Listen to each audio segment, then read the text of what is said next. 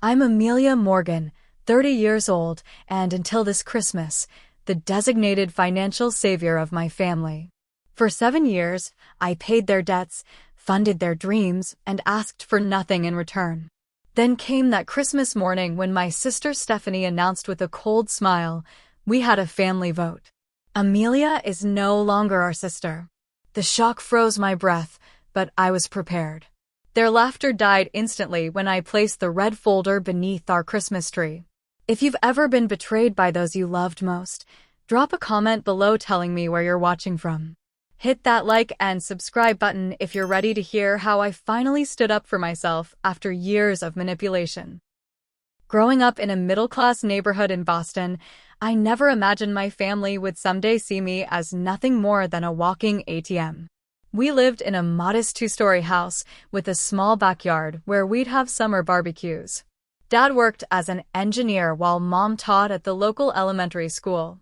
Stephanie was always the pretty, popular one, 3 years younger than me with our mother's charisma and charm. Drew, the baby of the family at 5 years my junior, was the typical coddled youngest child, athletic but unmotivated, always expecting things to work out with minimal effort. Everything changed when I was 16. Dad announced he was leaving, having fallen in love with his administrative assistant. The divorce was messy, bitter, and financially devastating. Dad moved across the country to California with his new girlfriend, and while he sent the required child support payments, they barely covered the basics. Mom struggled to maintain our lifestyle on a teacher's salary. "We have to stick together now," Mom would say, squeezing my hand. "Family is all we have." Those words would become the chains that bound me to them for years to come. Mom changed after the divorce. The warm, nurturing teacher transformed into someone brittle and calculating. She married Jack Thompson just 2 years later, a quiet, passive man who worked in insurance and seemed to have no opinions of his own. He moved into our house and generally stayed out of family matters, nodding along with whatever Mom decided. "Jack's a provider," Mom explained when I questioned why she'd married someone she didn't seem to particularly love. "We need stability, Amelia. You'll understand when you're older." While my siblings floundered after the divorce, I channeled my pain into achievement. I studied obsessively, joined every academic club available, and secured a full scholarship to Boston University's business program. My family attended my high school graduation, clapping politely as I gave the valedictorian speech. "We're so proud," Mom said at the small celebration afterward. "You've always been the smart one." There was something in her tone that day, a speculative quality that I didn't recognize until years later. It was the sound of someone assessing an asset. College was a blur of classes, part-time jobs, and internships. I lived in a cramped dormitory while Stephanie decided on a whim to attend a private liberal arts college, requiring Mom and Jack to take out substantial loans. Drew barely finished high school, bouncing between retail jobs and vague ambitions of starting something in tech. My hard work paid off when I landed an internship at a prestigious financial firm during my junior year, which led to a full-time job offer upon graduation. I started at $75,000 annually, more money than I'd ever imagined earning at 22. The first request came just 3 weeks after I started my job. Mom called, her voice tight with worry. "Stephanie's car broke down completely. The mechanic says it'll cost $2,800 to fix, and with her tuition payments this month." She let the sentence hang in the air. I transferred the money that night. Stephanie sent a quick text, "Thanks, sis. Lifesaver." Face-blowing kiss. I didn't hear from her again for weeks. 2 months later, Drew needed $1,500 for a coding bootcamp that would totally set him up for success. Mom needed help with property taxes. Jack's hours got cut. Each request was accompanied by promises of repayment that never materialized. The pattern established itself so gradually I barely noticed. Family dinners became opportunities to mention financial difficulties within my earshot. Phone calls from home became rare unless they preceded a request for money. My achievements at work were celebrated primarily for what they might mean for my increasing salary. The first major crisis came when I was 24. I'd received a promotion and a substantial raise when Mom called in tears. "They're going to foreclose on the house, Amelia. We're 3 months behind on the mortgage. Jack's company is downsizing, and with Stephanie's graduate school tuition." She broke down sobbing. I emptied my savings account, $22,000 I'd been setting aside for a down payment on my own place, and transferred it to her. When I visited the following weekend, there was a new living room set and a high-end entertainment system in the house. "We got such incredible deals," Mom explained when she caught me staring. "Once-in-a-lifetime clearance prices." And after all the stress of almost losing our home, we needed something to lift our spirits. That night, I overheard Stephanie talking to her friend on the phone about their upcoming spring break trip to Cancun. "Mom and Jack totally hooked me up," she laughed. "They said with everything I'm going through with grad school stress, I deserved a break." I said nothing. The pattern was set. I was the provider, the safety net, the responsible one who would always be there to fix their problems. And they were the deserving ones, entitled to whatever comforts and luxuries they desired, regardless of financial reality. "Blood is thicker than water," Mom would remind me whenever I hesitated about a financial request. "We're family. We're all we've got." By my 25th birthday, I realized I hadn't taken a vacation in 3 years because every spare dollar went to someone else's emergency. I lived in a small one-bedroom apartment while funding Stephanie's graduate studies and Drew's latest business idea, a social media app that never made it past the planning stage. I was building their dreams while putting mine on indefinite hold. But still, I told myself they were family. And family comes first. As my career advanced, so did my family's financial demands. By 26, I'd been promoted to senior financial analyst with a salary of $98,000, but I had less disposable income than when I'd started as an entry-level employee. The requests had evolved from occasional emergencies to regular expectations.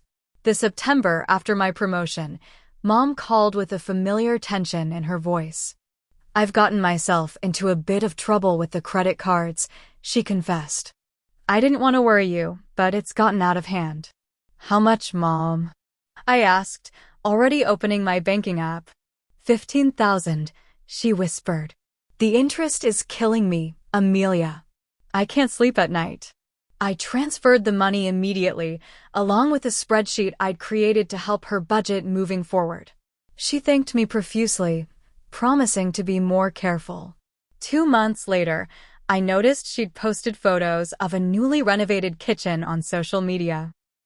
When I asked about it during Sunday dinner, Jack mumbled something about necessary repairs, while Mom quickly changed the subject. Drew's financial crisis came next. At 27, he'd finally found his true calling, a subscription box service for craft beer enthusiasts. He needed $20,000 for initial inventory and website development. "This is different from my other ideas, Ames," he insisted, using my childhood nickname for the first time in years. "I've done the research. These subscription services are booming right now. Do you have a business plan?" I asked. "Financial projections? Marketing strategy?" He slid a few crumpled papers across the table, vague outlines and optimistic sales forecasts with no real data behind them. Despite my reservations, I wrote him a check, drawing from my 401k and paying the early withdrawal penalty. "It's a loan," I said firmly. "With interest. I need to see monthly payments starting in 6 months."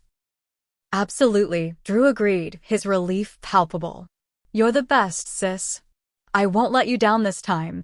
6 months came and went with no payment. When I brought it up, Drew became defensive. "Business takes time to grow, Amelia." "God, not everything is about spreadsheets and ROI. Some of us are trying to build something meaningful." His beer subscription service quietly folded 8 months later. The $20,000 was never mentioned again. Then came Stephanie's wedding. She'd met Gregory, a pharmaceutical sales rep, during her final year of graduate school. After a whirlwind 6-month romance, they were engaged. Stephanie had visions of a fairy tale ceremony at the Langham Hotel in Boston, with no expense spared. "We've already put deposits down on everything," Mom explained when she invited me to lunch. "The venue, the caterer, the band. But Greg's parents can only contribute so much, and with our financial situation." "How much?"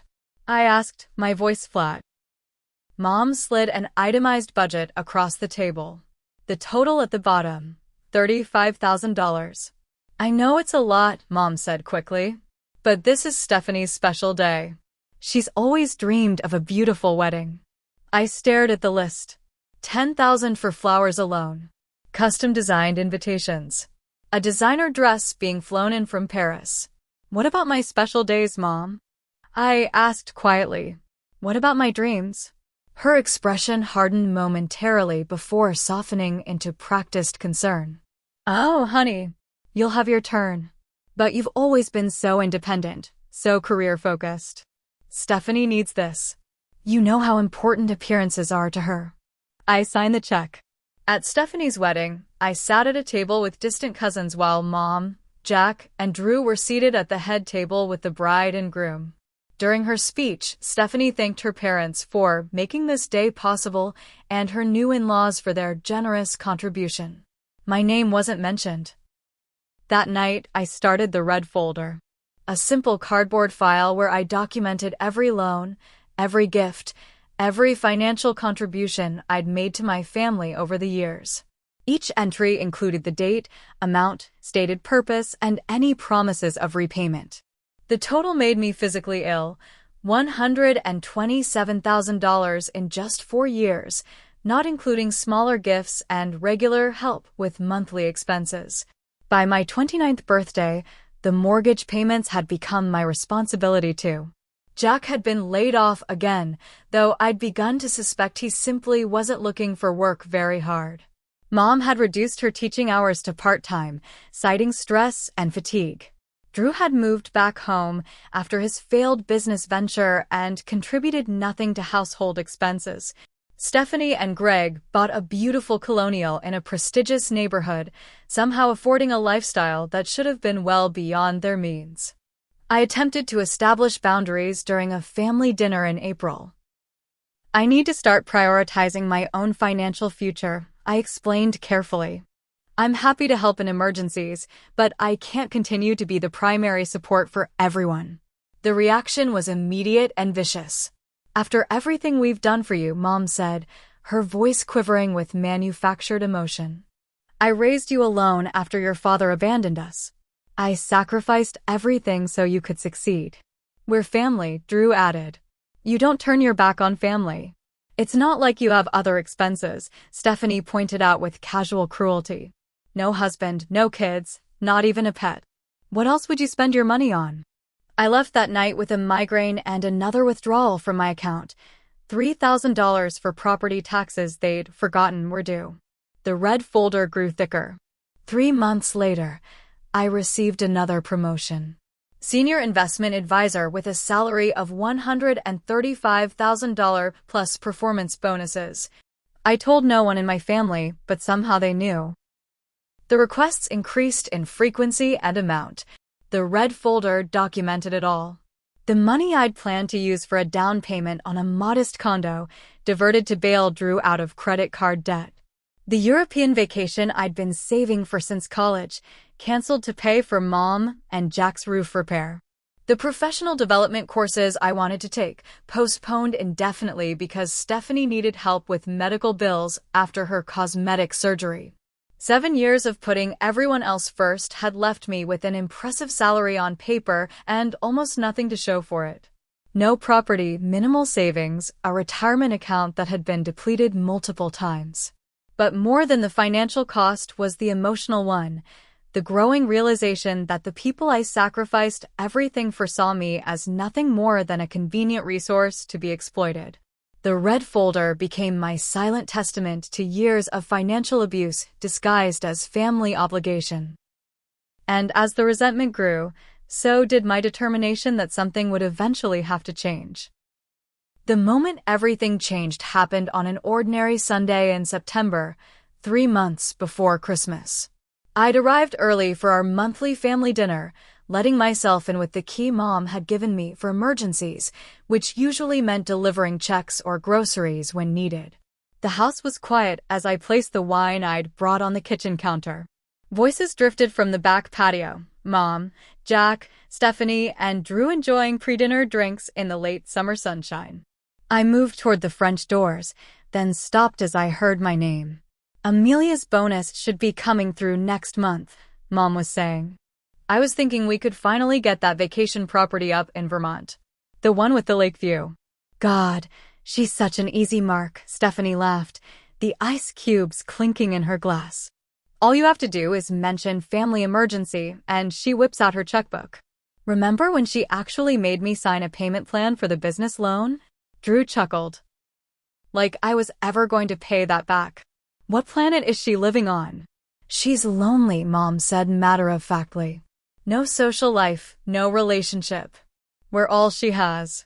Of course she'll keep supporting us. It's almost sad, Stephanie added. All that money, and what does she do with it? Lives in that depressing apartment, wears the same boring clothes year after year. To Amelia, Jack said, raising his glass. The gift that keeps on giving.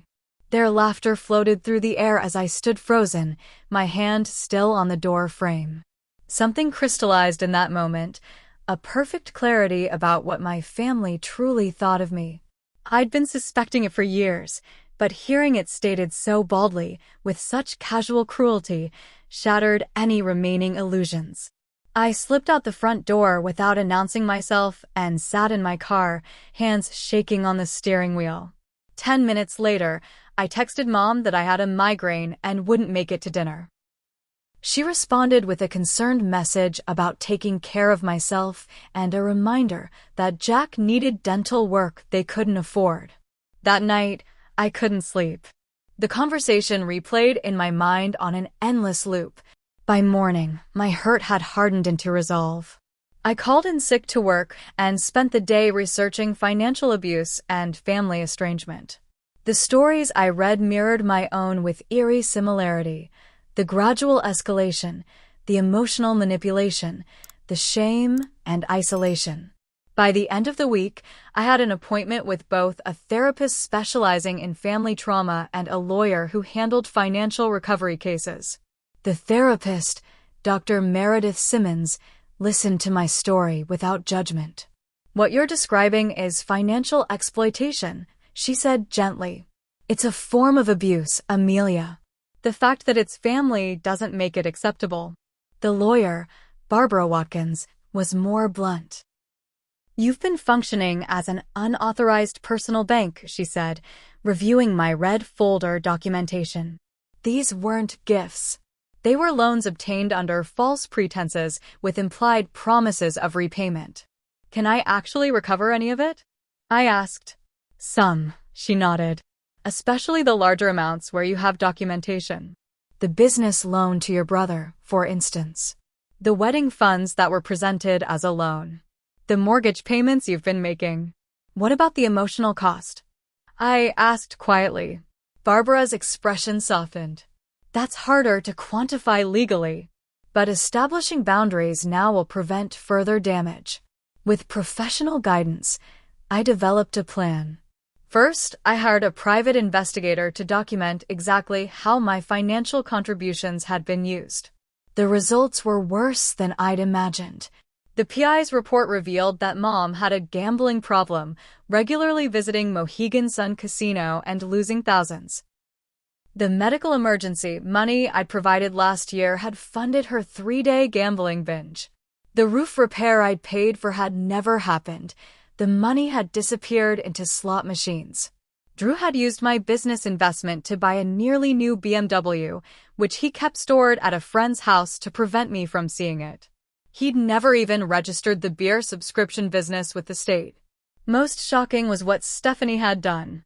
The medical bills I'd helped with weren't for necessary procedures, but elective cosmetic surgery.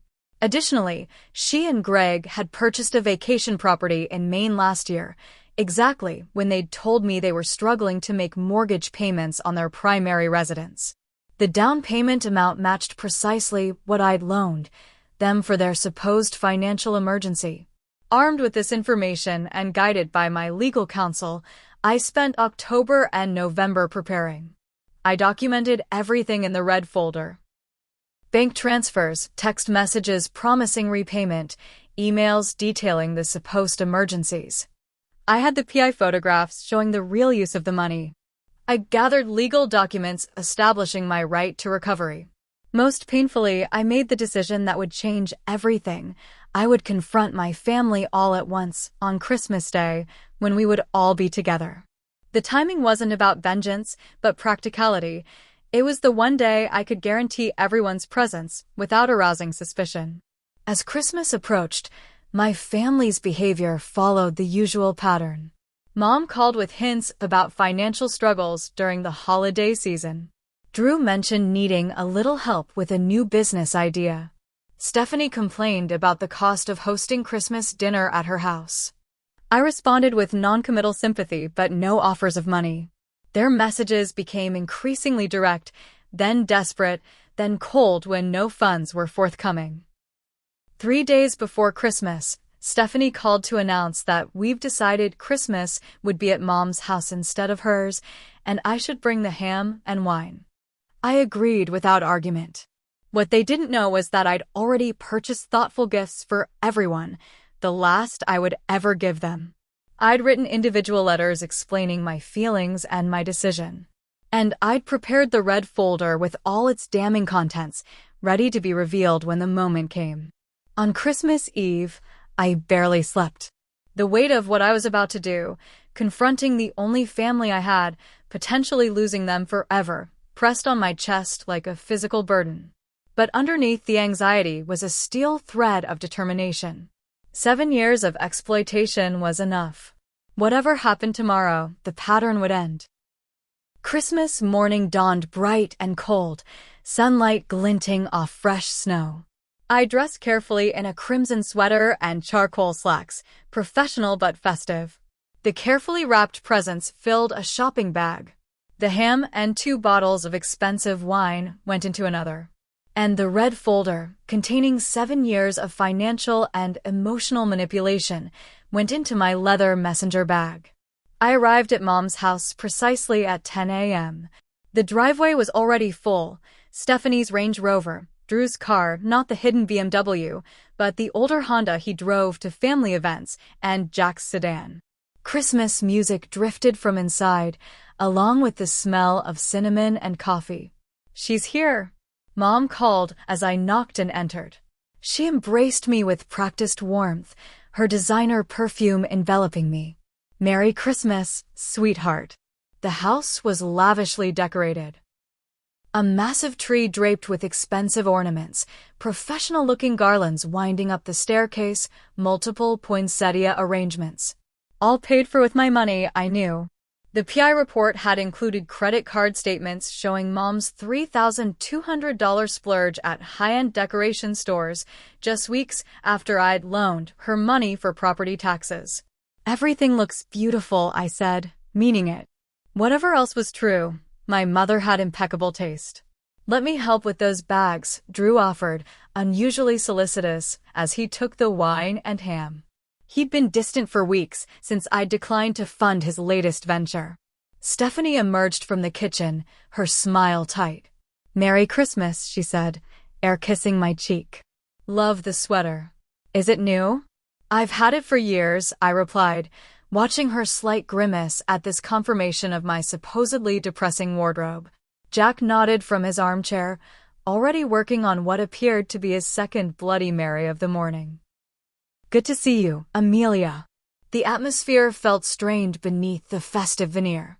Conversations halted abruptly when I entered rooms. Stephanie and Mom exchanged meaningful glances when they thought I wasn't looking. Drew checked his phone constantly, texting someone with unusual intensity.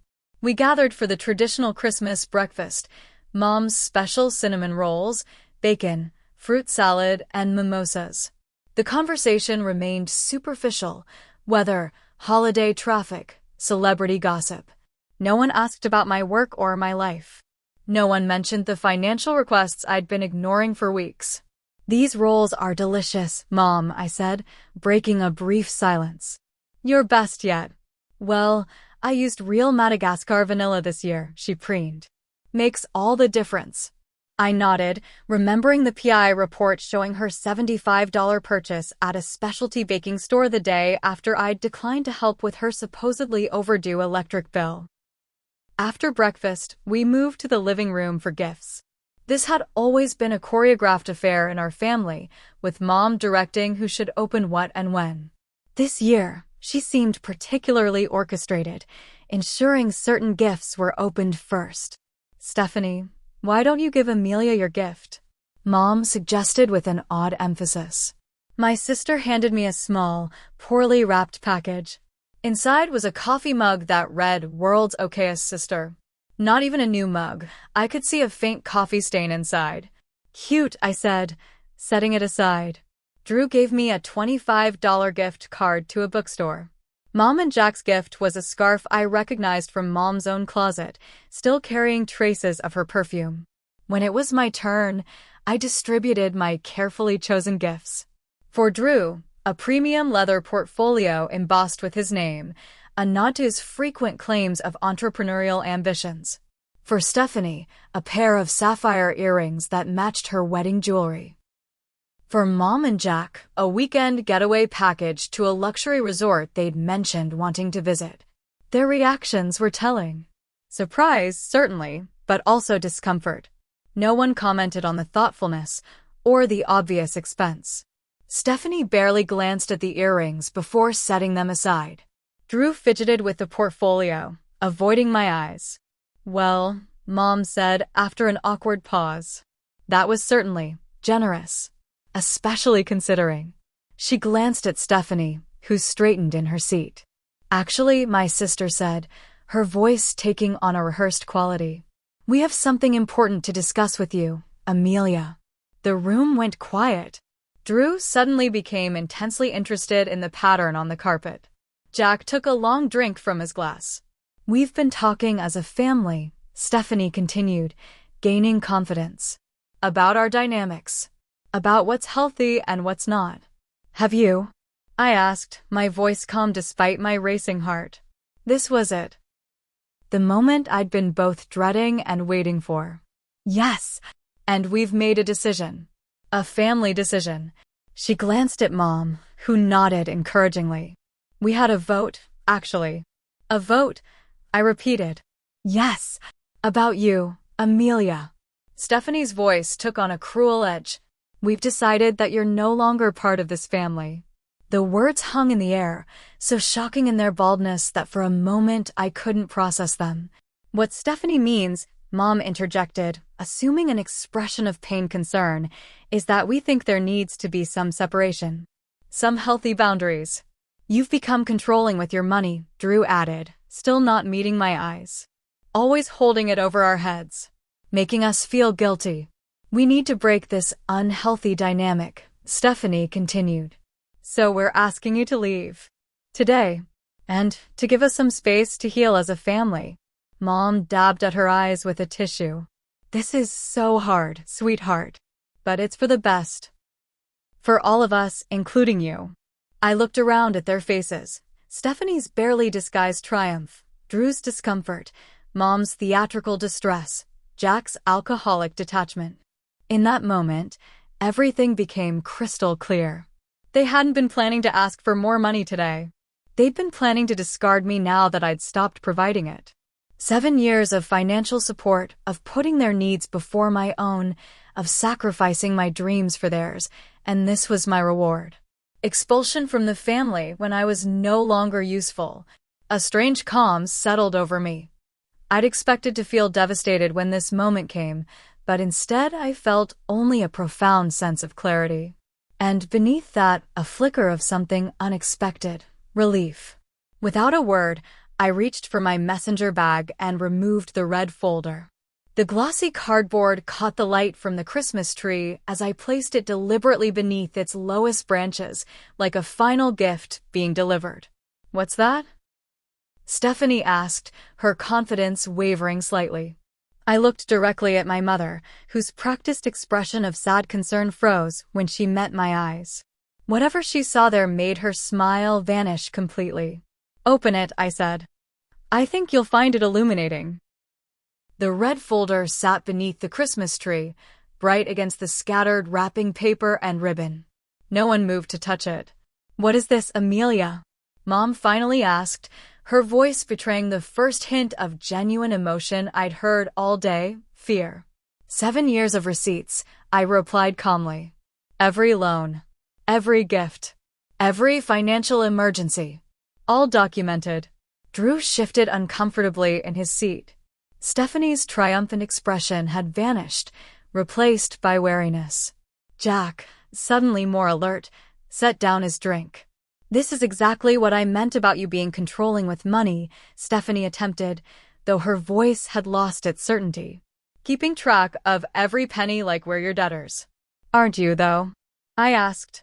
I reached forward and opened the folder myself, removing the first document, a spreadsheet summarizing all transactions.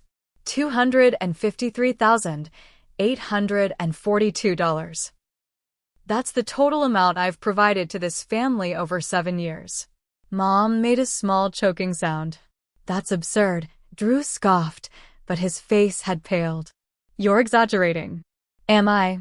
I withdrew a stack of bank statements, each transfer highlighted in yellow. $20,000 to Drew Morgan on March 15th for a business investment. Business that was never registered with the state. I set down another document. The private investigator's report with photos. "But the BMW you bought a week later is registered in your name." "Nice car. Where do you keep it?" "Still at Jason's house." Drew's mouth opened and closed soundlessly. I turned to Stephanie. $35,000 for your dream wedding. $15,000 for medical emergencies that turned out to be elective cosmetic procedures. I placed photos on the coffee table, snapshots of her vacation property in Maine. "This lovely cabin was purchased last June, exactly 3 days after you told me you might lose your house if I didn't help with the mortgage." Stephanie's face flushed dark red. "You had us investigated? That's insane. That's stalking." "No, Stephanie. That's due diligence. Something I should have practiced years ago." I turned to my mother. "The gambling problem was a surprise, Mom. Mohegan's son must love you. Especially the high-stakes slots." Mom's hand flew to her throat. "How dare you?" "Receipts, Mom. Casino ATM withdrawals. Loyalty program statements. All obtained legally, I assure you." Jack was staring at my mother, genuine shock on his face. "Karen? Gambling? What is she talking about?" The look Mom gave me held real hatred. I turned to Jack. "You didn't know about any of this?" "The money I've been providing wasn't just for household expenses. Last year alone, Mom lost over $40,000 at various casinos." "That's a lie," Mom hissed, but her hands were trembling. I withdrew another document from the folder, a legal letter prepared by my attorney. This outlines the terms for repayment. I've been quite generous with the interest rates and timeline.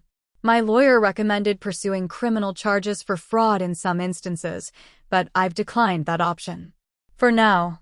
"Lawyer," Drew croaked. "Barbara Watkins.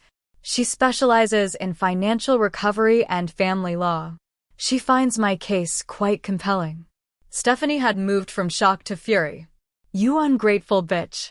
After everything we've done for you." "What exactly have you done for me, Stephanie?" I asked quietly. "Please enlighten me. What have any of you done except take and take and take?" "We're family," Mom snapped, falling back on her most reliable manipulation. "Yes, you made that clear today when you voted me out of it."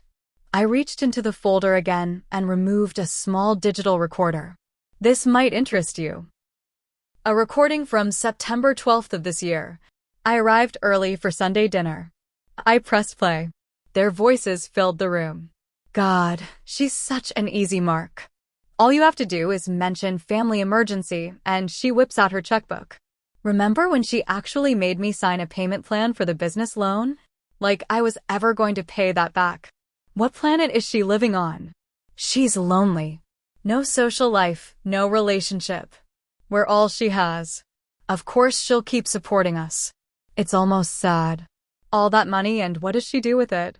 Lives in that depressing apartment, wears the same boring clothes year after year. To Amelia, the gift that keeps on giving. Their laughter, preserved digitally, echoed in the now silent room. Drew had gone pale. Stephanie sat rigid, her jaw clenched. Mom's face had crumpled into an expression of genuine fear. I wasn't at dinner that night, I said unnecessarily. I heard enough. Jack was looking from Mom to Stephanie to Drew with growing horror. Is this true? All of it. No one answered him. I've spent 7 years believing I was helping my family, I continued, my voice steady despite the emotions churning inside me. 7 years of canceling my plans, delaying my goals, emptying my accounts because you needed me. Because family comes first.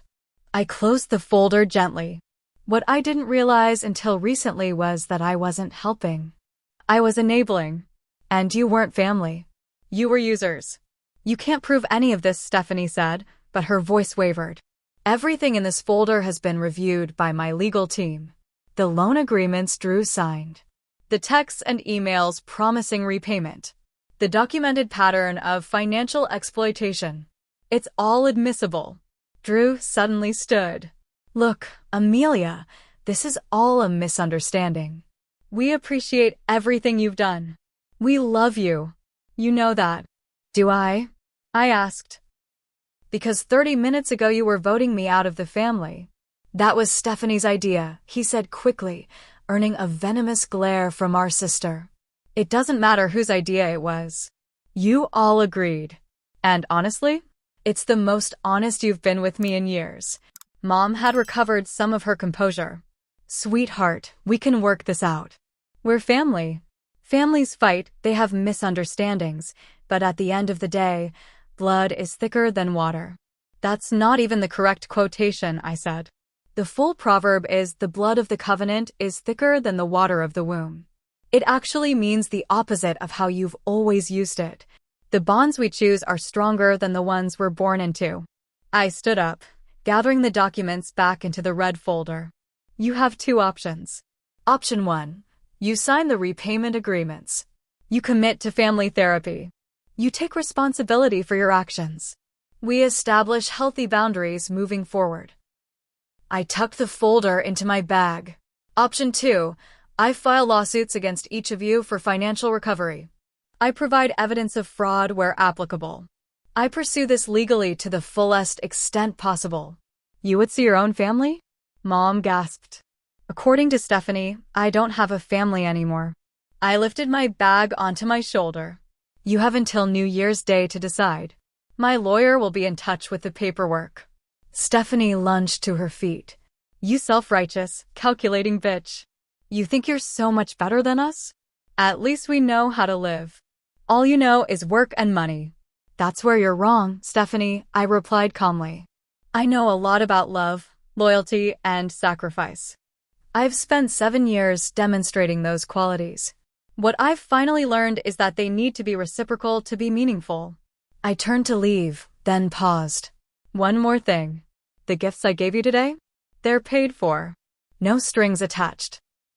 Consider them a parting gesture and a reminder of what genuine generosity looks like. As I walked to the door, Drew called after me. Amelia, wait. Can't we just talk about this? I turned back one last time, taking in the scene, the beautiful Christmas decorations, the expensive gifts, the faces of the people who had been the center of my world for so long. We're done talking, I said quietly. The red folder has said everything that needs to be said. The door closed behind me with a soft click, final as a period at the end of a very long sentence. I didn't make it to my car before the front door flew open behind me. Stephanie stormed out, still in her slippers, her face flushed with anger. You can't just drop a bomb like that and walk away, she shouted, her breath clouding in the cold air. I turned to face her, snow crunching beneath my boots. I didn't drop a bomb, Stephanie. I presented evidence. There's a difference. Drew emerged next, followed by Mom, and finally Jack, who looked shell-shocked. They formed a small, defensive cluster on the front porch, united, as always, against the outside threat. Even when that threat was the person who had kept them financially afloat for years. Let's all calm down and discuss this rationally, Drew said, assuming the mediator role he occasionally adopted when it suited him. Come back inside, Amelia. It's freezing out here. I'm not interested in another discussion where you gaslight me and manipulate my emotions, I replied. I've said what I needed to say. The documentation speaks for itself. This is about money, Mom said, her voice taking on the wounded quality she'd perfected over the years. It's always been about money with you. Keeping score, tracking every penny. This isn't about money, I interrupted. It's about respect, appreciation, honesty. Things that have been noticeably absent from our relationship. So you're willing to destroy your family over some misunderstandings? Stephanie demanded. You destroyed this family, I said quietly. Each time you took advantage. Each time you lied about needing help. Each time you discussed me with contempt while spending my money. And finally, today, when you explicitly stated I was no longer part of the family. Mom stepped forward, switching tactics. Sweetheart, we were emotional. We didn't mean those things. You know how Stephanie gets carried away. Don't blame this on me, Stephanie snapped. You agreed with everything I said. Because you manipulated the situation, as usual, Mom retorted, momentarily forgetting her performance as the wounded matriarch. As they bickered, Jack approached me separately, his expression troubled. Amelia, I had no idea about the gambling. About any of this, really. His voice dropped lower. Karen always handled the finances. She told me your help was occasional, for emergencies. And you never questioned it? I asked. The renovations, the vacations, the new furniture, all on a teacher's pension and your sporadic employment? He looked genuinely ashamed. I didn't want to know, I guess. It was easier not to ask questions. Willful ignorance is still a choice, Jack. Our conversation was interrupted by Drew, who had broken away from Mom and Stephanie's escalating argument. Look, about the BMW. He began. I don't care about the car, Drew. I care that you lied to me. That you never had any intention of building that business or repaying that loan. I was going to, he insisted. Eventually. Things just got complicated. Things got comfortable, I corrected him. It was easier to take than to earn. He flinched as if I'd slapped him. That's not fair, isn't it? When was the last time you held a job for more than 3 months? When have you ever followed through on anything? Not everyone can be perfect like you, he muttered, falling back on the familiar accusation. I'm not perfect. I'm responsible. There's a difference. Our conversation was cut short by Stephanie's raised voice. This is ridiculous. She can't actually sue us. We're family. According to my lawyer, I have an excellent case, I called over to her. Particularly given the recorded conversations and documented pattern of deception. Mom finally broke down, her carefully constructed facade crumbling. I have a problem, she admitted, tears streaming down her face. The gambling. It started after the divorce. Just small amounts at first. It made me feel something besides failure and abandonment. Mom. Stephanie began, but Mom waved her off. No, it's time for the truth. I've been lying to all of you. The money Amelia gave us, a lot of it went to the casinos. I kept thinking I'd win it back, pay her back, fix everything. She looked at me, genuine remorse in her eyes for the first time. I never meant for it to go this far. But you let it, I said, not unkindly. You had countless opportunities to ask for real help, to be honest about what was happening.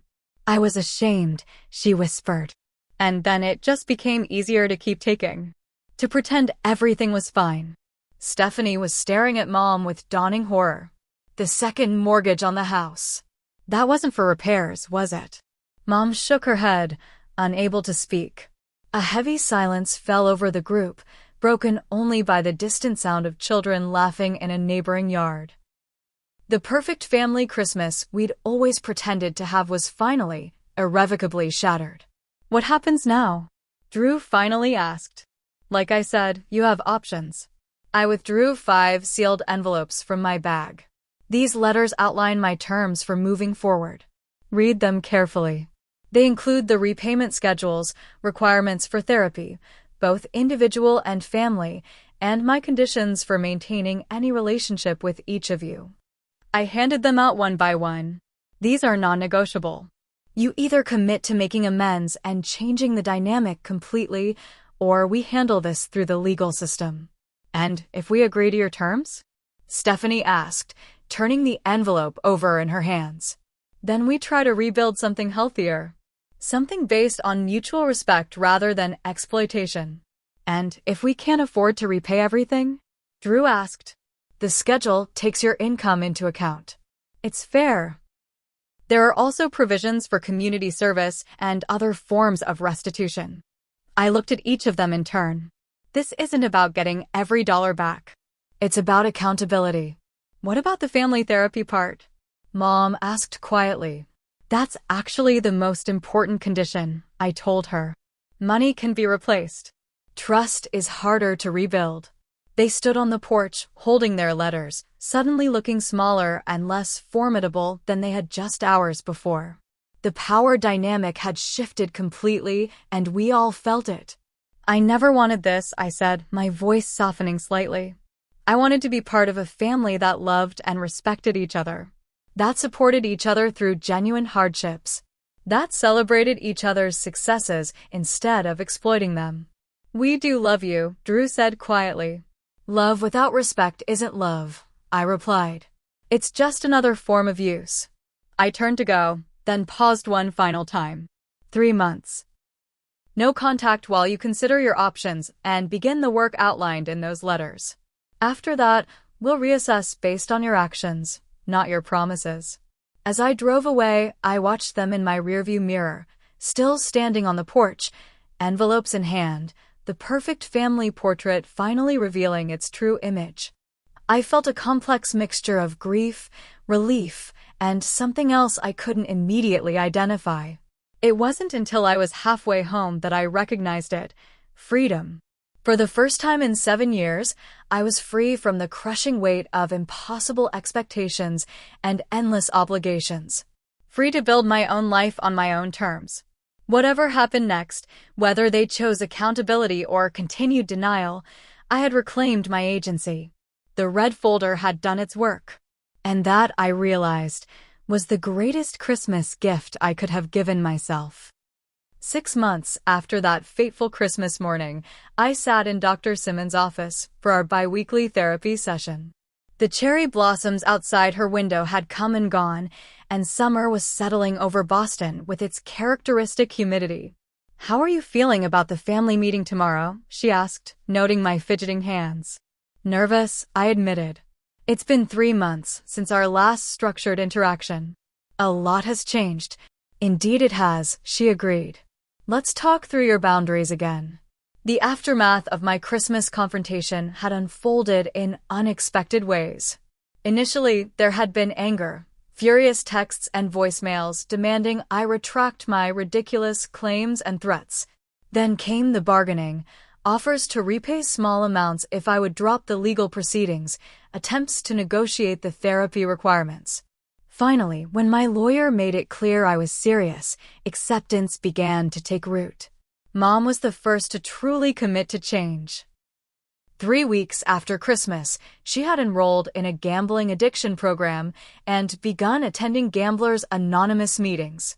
The initial evaluation had revealed the full extent of her problem: over $200,000 lost in the past 5 years, multiple secret credit cards, and 2 previously undisclosed loans against the house. It was her rock bottom, I told Dr. Simmons.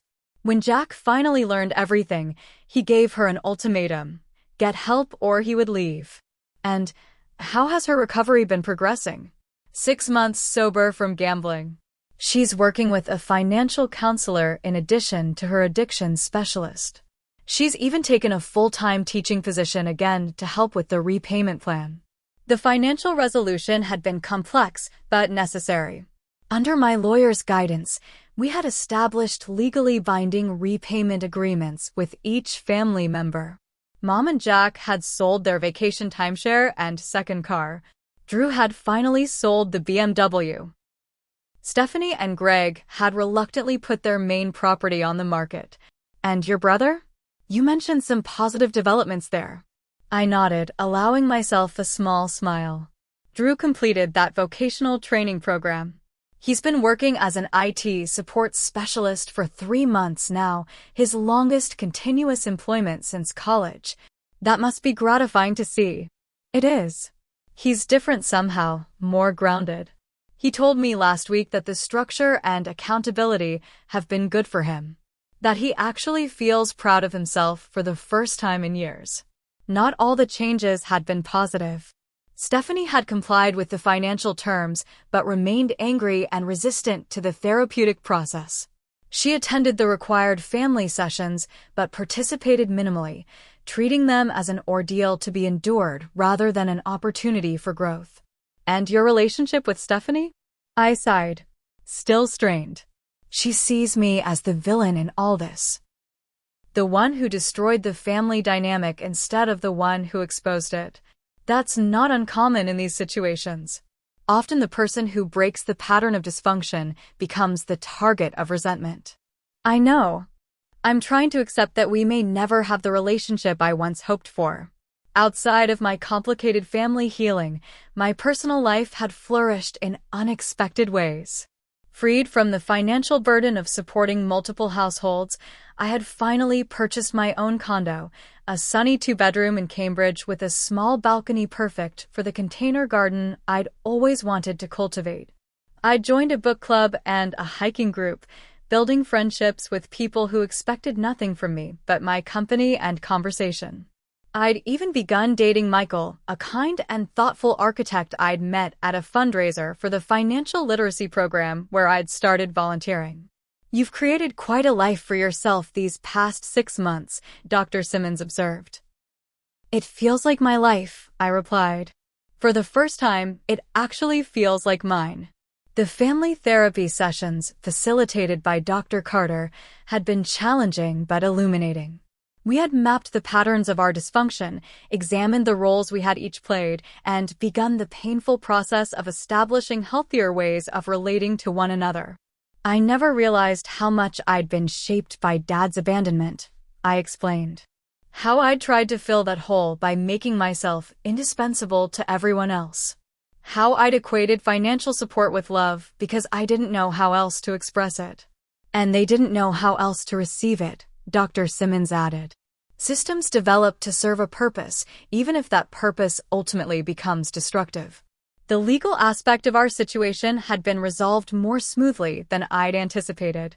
Once my family realized I was serious about pursuing legal action if necessary, they had cooperated with the structured repayment plan. Monthly payments came consistently, if not always cheerfully. The total amount would never equal what I'd given over the years, but the acknowledgement of the debt was, in many ways, more important than the money itself. Tomorrow's meeting will be different, I said, thinking aloud. It's the first time we'll be gathering informally since Christmas. No lawyers, no therapists, just family having dinner together. And you've established clear boundaries for the interaction? Yes. Neutral location, a restaurant downtown. Tower time limit. No discussion of financial matters outside the established agreements. Everyone is responsible for their own transportation and expenses. Dr. Simmons nodded approvingly. And your internal boundaries? What will you do if old patterns begin to emerge? I'll name the behavior directly. If it continues, I'll excuse myself. I took a deep breath. And I remember that their behavior reflects on them, not on me. That I'm not responsible for fixing their problems or managing their emotions. Excellent. You've come so far, Amelia. Indeed, The journey of the past 6 months had transformed me in ways I was still discovering. I had learned to prioritize my own well-being without guilt, to recognize manipulation in its many subtle forms, to understand that true generosity came from choice, not obligation. Most importantly, I had expanded my definition of family. My closest support now included friends who celebrated my successes without envy, who offered help without keeping score, who loved me for who I was rather than what I could provide. That evening, I met my friend Tara for coffee. We had connected through the financial abuse support group I'd joined in January, both of us navigating the complicated terrain of family estrangement and reconciliation. Nervous about tomorrow? She asked as we claimed a corner table at our favorite cafe. Terrified, I admitted. What if it all falls apart again? What if they haven't really changed? Then you'll handle it, she said simply. The difference is, now you know you can walk away if you need to. You're not trapped anymore. Her words stayed with me as I prepared for bed that night. The red folder that had once contained all my documentation now held something different. Journal entries chronicling my healing journey, positive affirmations for difficult days, photos of my new life and the people who enriched it. I ran my fingers over the glossy cardboard, remembering how it had felt to place it beneath the Christmas tree 6 months ago. The folder had served its purpose, transforming from an archive of exploitation to a testament of growth. My first Christmas after the confrontation would look very different from any holiday I'd known before. Whether tomorrow's dinner led to deeper healing or confirmed that some distances couldn't be bridged, I would celebrate the season on my own terms. Perhaps with Michael and the friends who had become my chosen family. Perhaps in the peaceful solitude of my new home. Perhaps even with some members of my biological family if our healing continued. The path forward remained uncertain, but for the first time in my adult life, that uncertainty felt like freedom rather than fear. I had learned that standing up for myself wasn't selfish, but necessary. That boundaries weren't walls, but vital definitions of where I ended and others began. That love without respect was just another form of use. Most importantly, I had discovered that the greatest gift I could give myself was the courage to reveal the truth, whatever the consequences. The red folder had been just the beginning. The real story was what happened after, the painful, beautiful process of rebuilding a life based on authenticity rather than obligation. As I drifted toward sleep, I felt gratitude wash over me, not for what I had lost, but for what I had found. Myself, my voice, my boundaries, my worth. The red folder had changed everything, and I wouldn't have it any other way. Have you ever had to stand up to family members who took advantage of your generosity? I'd love to hear your stories in the comments below. Remember, setting boundaries isn't selfish, it's necessary for your well-being. If this story resonated with you, please hit that like button and subscribe to hear more stories of strength and personal growth. Share with someone who might need to hear that it's okay to put themselves first sometimes. Thank you for listening to my journey, and remember, your worth isn't measured by what you give to others, but by how you honor yourself.